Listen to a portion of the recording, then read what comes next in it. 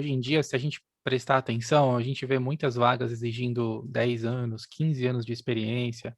Às vezes você vê o cara com várias certificações enfim, que tem que conhecer muita linguagem de programação, entre outras coisas. E eu vejo poucas empresas, na verdade, investindo tempo no desenvolvimento de pessoas, né? Foi aquilo que você comentou no início, né? Contratar pelo soft skill, né? Pela Uhum. atitude e basicamente ensinar o hard skill, porque hoje em dia as empresas querem evoluir muito rápido. Então, algumas compreendem que treinar essas pessoas que às vezes não vêm com todo esse conhecimento de hard skill pode ser um tempo perdido. Mas eu enxergo isso como um tempo investido, né? Porque aí você modela um profissional, você dá uma oportunidade para alguém que está saindo da universidade, por exemplo, que está querendo se desenvolver e desenvolver coisas diferentes, né? Com uma outra mentalidade, e você consegue fazer um shape daquela pessoa de acordo com a sua cultura da empresa e aonde você quer chegar, né? Eu mesmo desenvolvi, 90% da minha equipe foram pessoas que saíram da universidade e hoje são grandes profissionais com certificações e reconhecimentos fora do Brasil. Isso é muito gratificante. Então, eu acho que para quem está entrevistando também, eu acho que é dar oportunidade, né? Também para pessoas que têm muito esse soft skill, essa vontade de trabalhar, e por um outro lado, não tem tanta experiência com determinada ferramenta ou função. Isso eu acho que seria algo interessante para as empresas adotarem cada vez mais, para preencher até mesmo, né, Felipe, esse buraco que tem aí de vagas, cara, porque nem sempre o pessoal acha, né, Exatamente. profissional.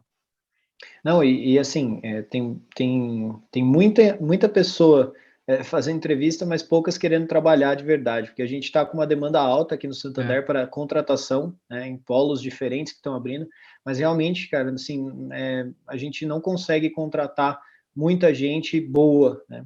E eu acho que isso também vai ao contrário, né? A gente está olhando para o lado de quem está entrevistando alguém, mas eu, por exemplo, eu sempre brinco com o meu chefe atual de que se eu fosse trocar de emprego, eu não ia perguntar de salário, nada, ia perguntar como que era o meu chefe. Porque fala, cara, eu aprendo. O que você vai fazer, eu faço, não tem problema. Mas como que é o meu chefe? Como que ele vai ser? Como que. sim. Porque, assim, hoje em dia já não tem mais espaço para aquela microgestão, aquele, sabe, muito detalhe e tal. E eu acho que a autonomia hoje em dia é muito forte. Então, acho que para o lado de quem está sendo entrevistado é muito importante perguntar. Não, é uma pessoa, como é o tipo de gestão, qual a liberdade, qual a autonomia, onde eu posso fazer, onde eu posso chegar. Esse é um lado bem que poucas pessoas também acabam olhando, né?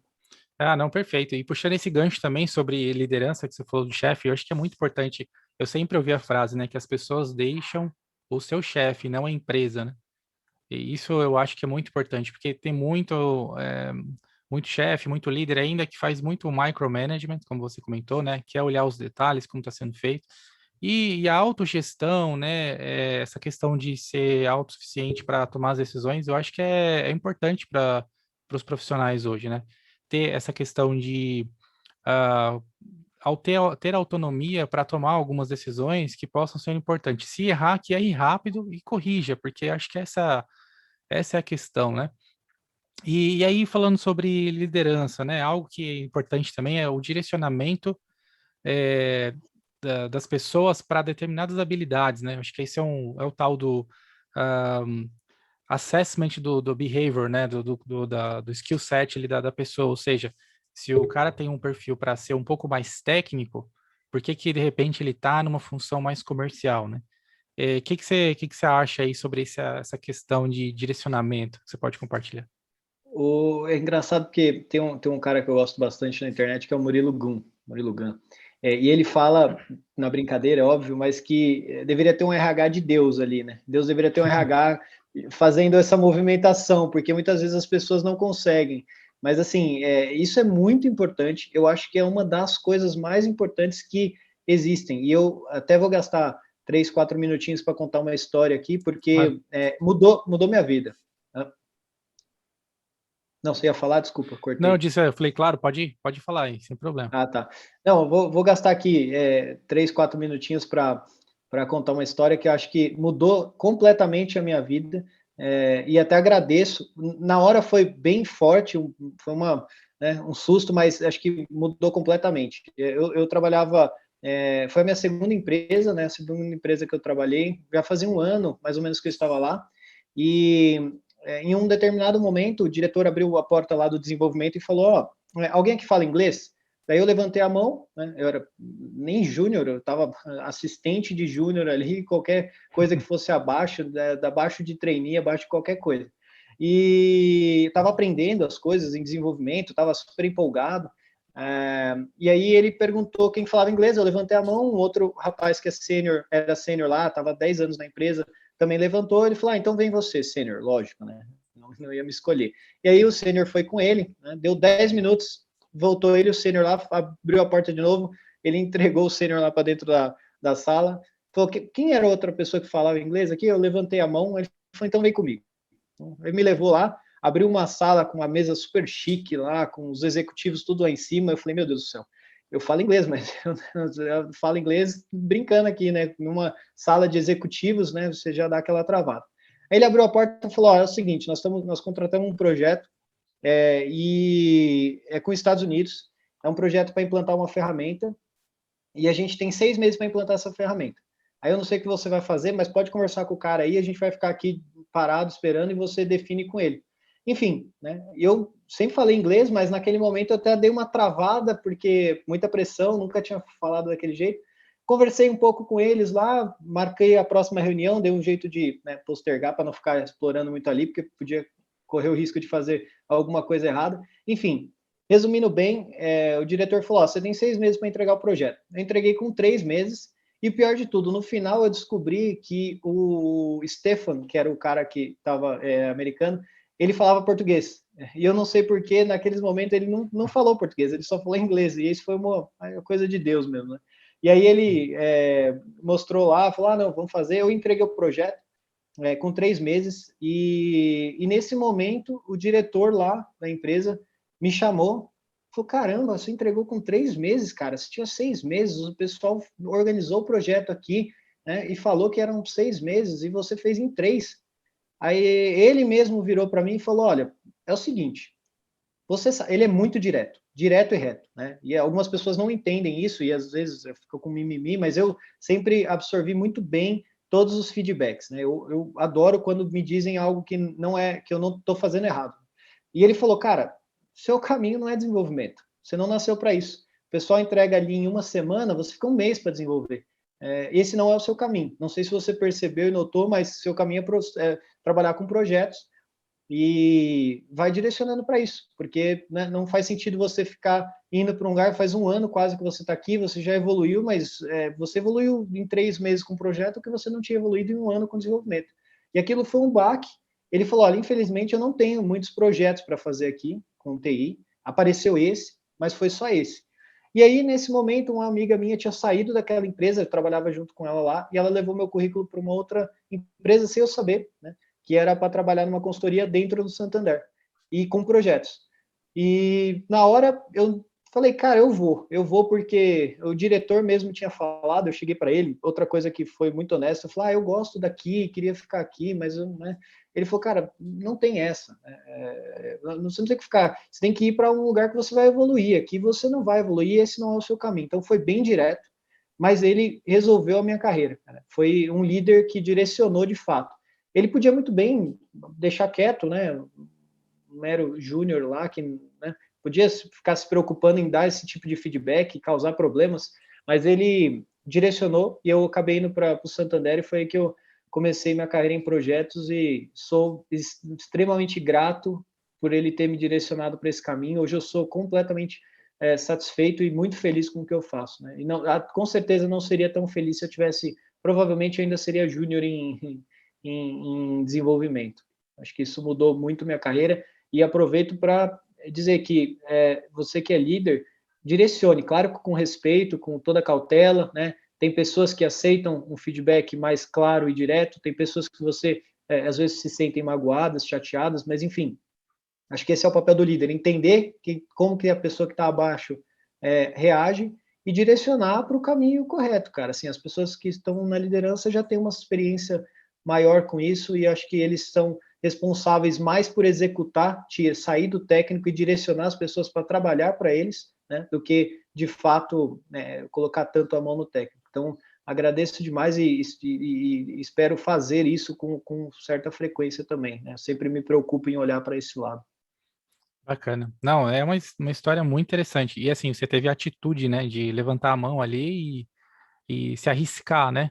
Se arriscar para fazer aquilo de forma diferente. Isso é talvez dos seus soft skills bem interessante, um dos mais interessantes, que é realmente arriscar, né? Colocar o pessoal fala, né? Colocar a cara para bater realmente e arriscar e fazer.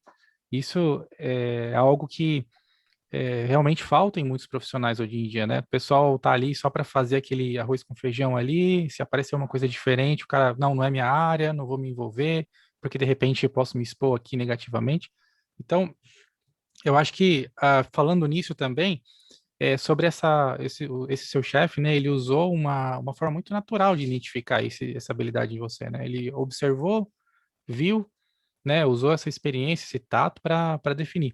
Agora, para quem tem dificuldade em conhecer exatamente quais são os perfis comportamentais, existe um teste, né, que é o Coaching Assessment, por exemplo, com base em DISC, que é muito fácil, você aplica esse teste com seu time, cada pessoa vai ali responder ali uma série de perguntas e você consegue identificar entre 4 perfis, né, comportamentais, que basicamente a gente está falando de executor, planejador, comunicador e analista.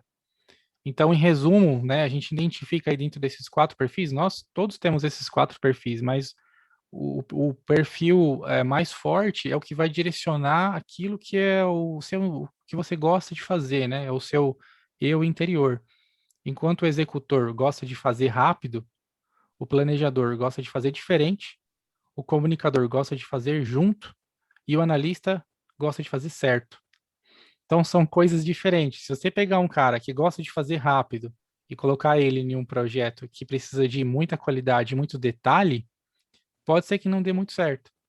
Da mesma forma, se você pegar um analista que tem esse skill set interno dele, que ele nasceu assim, cara, é o jeito do cara, não adianta a gente forçar porque é difícil. Você se adapta, você consegue aprender outras habilidades, mas aquele jeito ele realmente ele é interno, né? Algo que é o seu eu interior mesmo ali, que você gosta de fazer.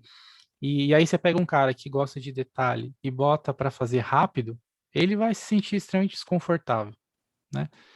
Então aí fica a dica também pro pessoal aí que existe esse teste de coaching assessment, que é muito bacana, com base em DISC, e já é uma área que já é usada há muito tempo, inclusive para contratação de grandes CEOs, né, C-levels aí, que o pessoal usa para fazer uma contratação mais adequada. E isso é muito bacana. E você usou um exemplo que o cara fez, teve esse tato de forma natural, né? Impressionante. Verdade. Não, mas eu acho que, assim, tudo isso que você falou cai em um ponto muito importante, que junta com outras pontas, que o líder, ele precisa ter um tempo para avaliar o funcionário, né? Para avaliar quem está Sim. junto com ele. Eu não diria nem abaixo, né? Eu sempre gosto de dizer que está todo mundo no mesmo barco. Então, quando a onda passa, ela levanta o time inteiro, né? Não pode ser só um em destaque extremo. E o líder, ele precisa gastar um tempinho ali para olhar, avaliar, fazer avaliações de soft skill com ferramentas, sem ferramentas, né, conversar, bater papo sem ser de trabalho, né, off-topic mesmo. Enfim, eu sou super a favor dos líderes que gastam o tempo para conhecer a pessoa, porque senão fica naquela barreira eterna e o líder não conhece e não tem o tato. Aí não consegue chegar nesse momento de ajudar uma pessoa, nenhum dos dois se ajuda. Então, É, acho que tem que gastar um tempinho com isso. exatamente. É conhecer a sua equipe, né? Saber, por exemplo, quais são os seus jogadores ali. Não adianta o cara simplesmente olhar para o objetivo a longo prazo, mas não ter essa percepção de quem que ele está conversando ali no dia a dia, né? Saber de repente, e a gente acaba levando também muita coisa pessoal para o trabalho, né? Hoje em dia é muito difícil você separar, porque ainda mais que a gente está nesse momento de home office e tal, a gente tem os nossos compromissos pessoais e de repente alguém não está bem por algum problema pessoal, enfim, isso vai acabar atrapalhando um pouco no trabalho. E se o líder não tem essa percepção, essa, essa forma de entender isso, ele acaba pressionando uma pessoa ainda mais, né? E isso vai ter um impacto frustrante ali na entrega do trabalho, porque de repente não vai sair com a qualidade que a pessoa está esperando, e a pessoa também, de repente, não está se sentindo bem ali com o trabalho, sendo pressionado, enfim, né? Então a gente lidar com pessoas, eu acho que é isso mesmo, é você conhecer cada um que você está lidando ali, como um jogo de futebol, né? Entra técnico, sai técnico. O objetivo de todo mundo é ganhar o jogo, mas o técnico que conhece exatamente se o atacante ali, de repente, não é o cara certo, de repente tem que jogar na ponta esquerda ali, né? É o cara que vai fazer a diferença, né?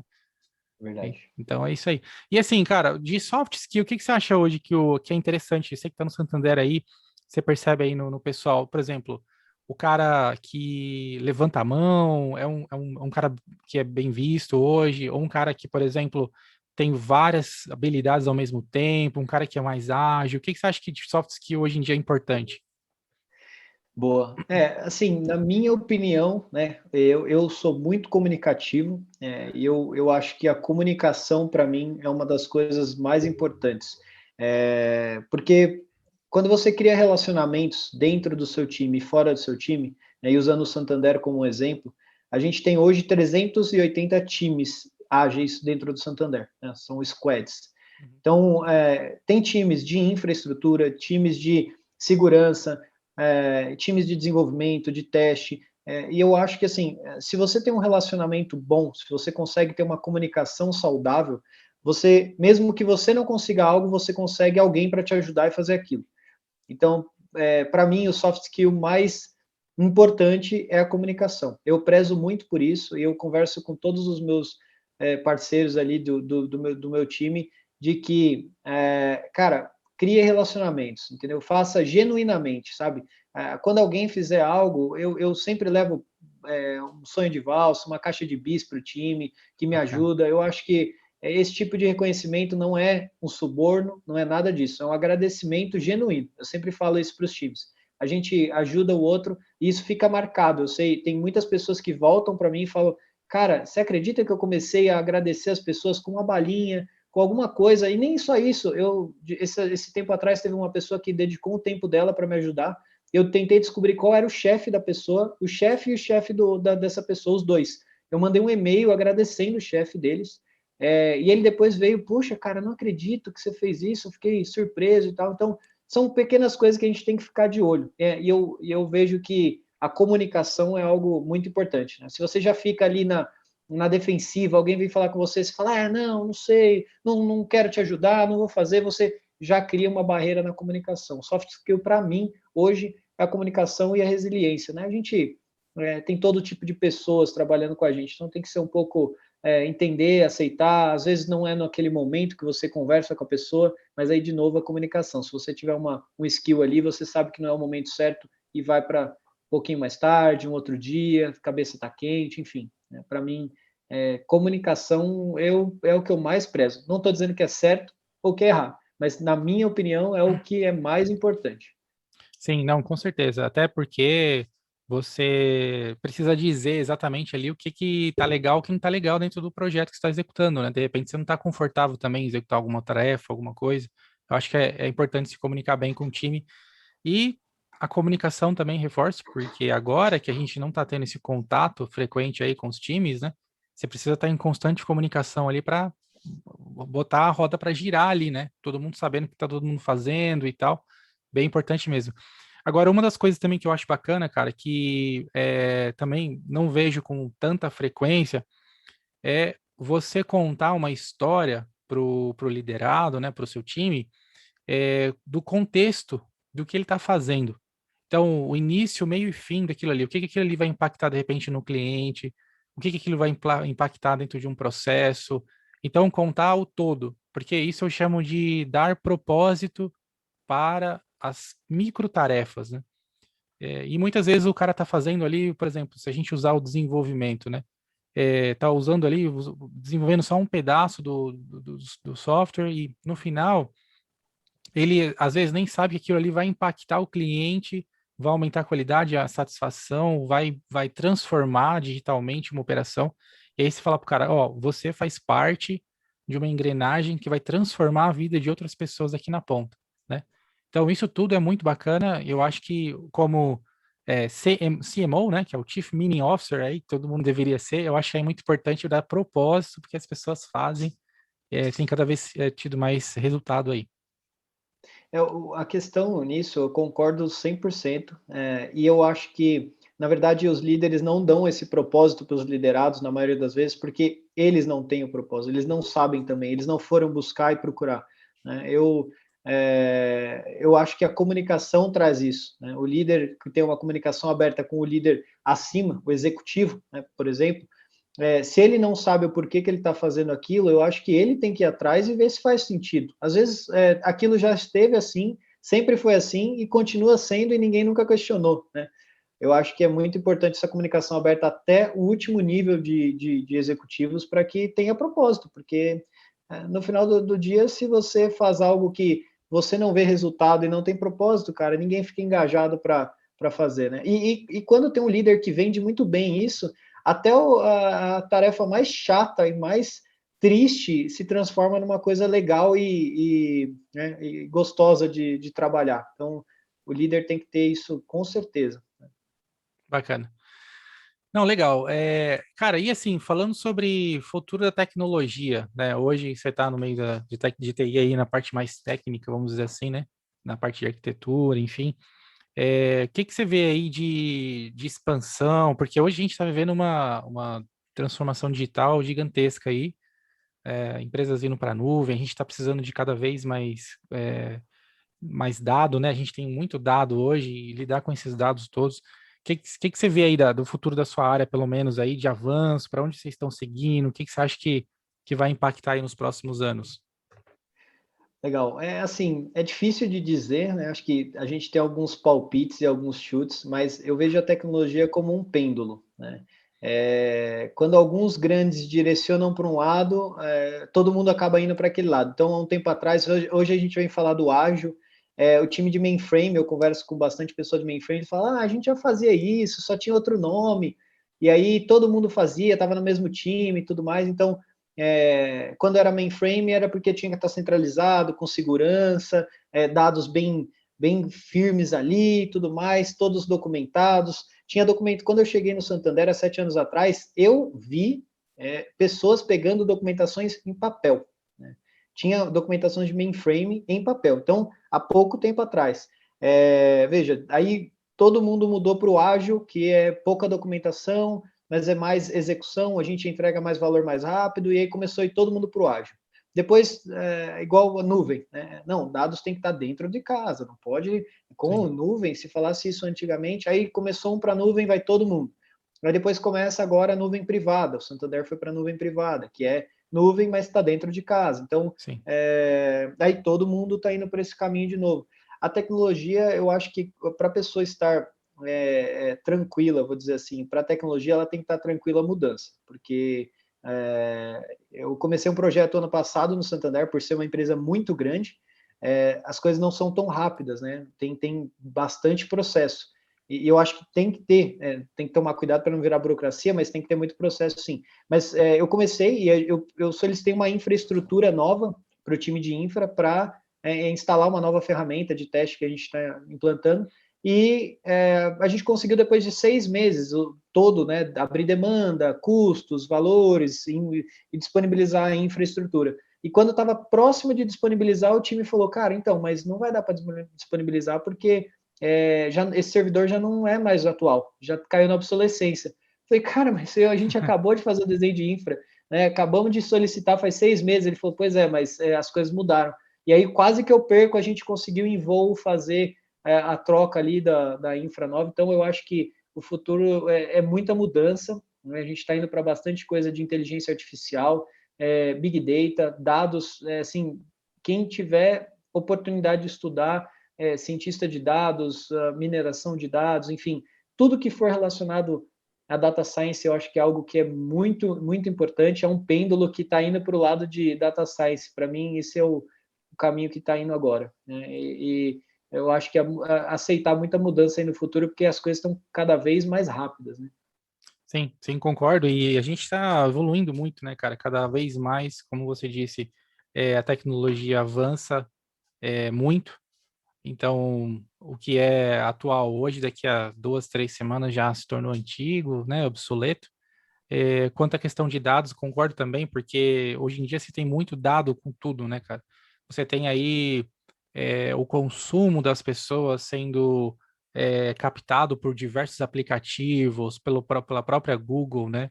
Você tem aí a preferências dos usuários de compra, de tudo, cara. Então, trabalhar com esses dados de forma assertiva, acho que é o grande desafio, e eu acho que realmente data science e big data aí, eu acho que é uma das grandes portas aí de entrada para quem quer fazer a diferença aí nas empresas hoje também, né? Ah, eu também vejo, cara, digitalização muito grande acontecendo cada vez mais. Eu acho que as empresas, principalmente o mercado financeiro, né? Acho que você pode falar mais do que eu, se transformando cada vez mais, os bancos físicos tendo menos a necessidade ali do cliente ali na porta do banco, né? E digitalizando muita coisa, enfim. E vamos ver o que vai acontecer, né, cara? Porque a inteligência artificial está cada vez melhor aí, daqui a pouco a gente está tendo falando aí com inteligências cada vez melhores e mais com mais informação. Mas você acha que de repente, assim, é, a gente vai se sentir tranquilo, cara, falando com uma inteligência artificial, de repente, ou você acha que ainda vai ter necessidade de falar com uma pessoa mesmo? Eu acho que o pêndulo está indo para isso, É, mas o futuro da tecnologia é conversar com humanos, né? Eu acho que tá, você vai ser super, vai se sentir super bem quando você. Agora virou moda, né? Conversar com robô, e eu particularmente odeio, né? Eu não tive uma boa experiência até hoje com chatbot, né? sim. Apesar de que ainda está no início, está Uhum. evoluindo bastante, tem poucas empresas que realmente fazem algo diferente, mas eu acho que o futuro da tecnologia é a gente voltar a conversar com humanos. Na verdade, a tecnologia ela tem que substituir só o que os humanos realmente não fazem de repetição, né? O que Sim. não é repetitivo, né? O que tem que pensar ali, eu acho que a gente tem que ter esse soft skill ali como humano. Não, sim, com certeza. A gente fala muito hoje tem falado muito do customer experience, do user experience, né? E isso, as empresas têm retomado, né, esse contato humano com os usuários, dessa forma para dar um pouco mais de experiência, porque em algumas situações você ligar e falar com o robô tem causado uma série de insatisfações aí, enfim, em muitas empresas. E nós É, clientes estamos, a gente está muito impaciente, né? Nós é como verdade. clientes, a gente está falando como corporação, mas como clientes, cara, assim, se algo realmente não é tão rápido ou em qualquer momento falhou, já era, né? A gente perdeu aquela empresa praticamente. Para ganhar de novo, a confiabilidade é muito difícil. Então a gente está ficando cada vez mais impaciente nisso. Sim, e parece que eu estava lendo isso esses dias, cara, custa 70% mais conquistar um novo cliente do que manter um cliente existente, né? Manter um cliente que você já tem aí no seu portfólio. E então é muito importante manter, né? Gerar essa experiência cada vez mais, fazer parte do time do cliente ali também, né? Para que você possa, enfim, tá no lado do cara e ver o que o cara precisa, não só cumprir com o contrato ali e falar, é isso que eu vou ter que entregar e acabou, né? Então, bacana, bacana. E, cara, para a gente finalizar o papo aí, o que que você, tipo, gostaria de dar de conselho aí para quem está entrando no mercado de TI, algum estudante, enfim, que quer entrar aí na sua área aí de arquitetura ou até Na, de desenvolvimento, enfim. Legal. Na verdade, eu vou dizer para quem está querendo entrar no mercado de trabalho, qualquer outro mercado de trabalho, vem para a TI.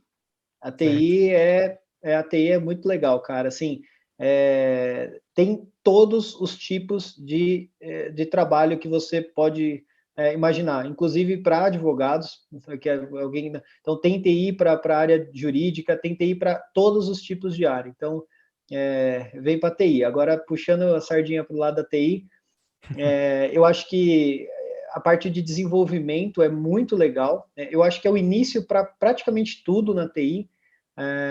Eu gosto muito de sugerir para as pessoas que me perguntam para começar aprendendo front-end ali, porque você vê o resultado da telinha na sua mão, então você desenvolveu, mexeu, mudou a cor da tela, ela aparece ali em tempo real.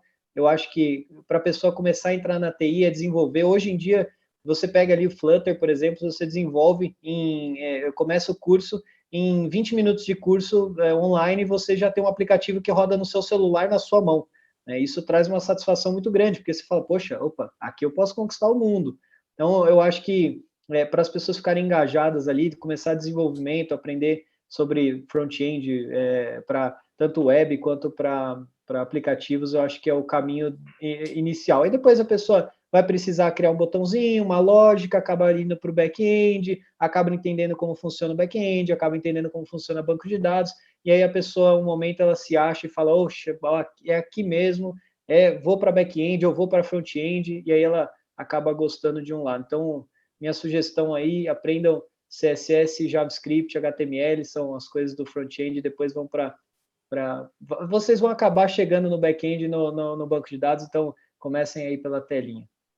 É isso aí, galera. E também, hoje em dia, tem muito acesso aí a esses cursos online de custo muito baixo, né? Você tem aí Udemy, você tem a Alura, você tem muitas empresas aí que oferecem a custo baixo linguagem de programação básica, CSS, JavaScript. Eu costumo falar que Java é assim, você programa, abriu a janela, ventou, já não roda o código mais. Mas, de qualquer forma, tem gosto para tudo, né? Verdade, verdade. Mas está aí Enfim, até hoje, né? mas tá aí até hoje, é usado em muita coisa. Legal, cara. Eu agradeço aí pelo seu tempo, disponibilidade. E a gente vai se falando aí mais e, cara, obrigado novamente aí. Espero a próxima, hein? Vamos marcar para ter mais conteúdos ali. Beleza. Valeu, Felipe. Obrigado, cara. Um abraço. Falou, obrigado, um abraço.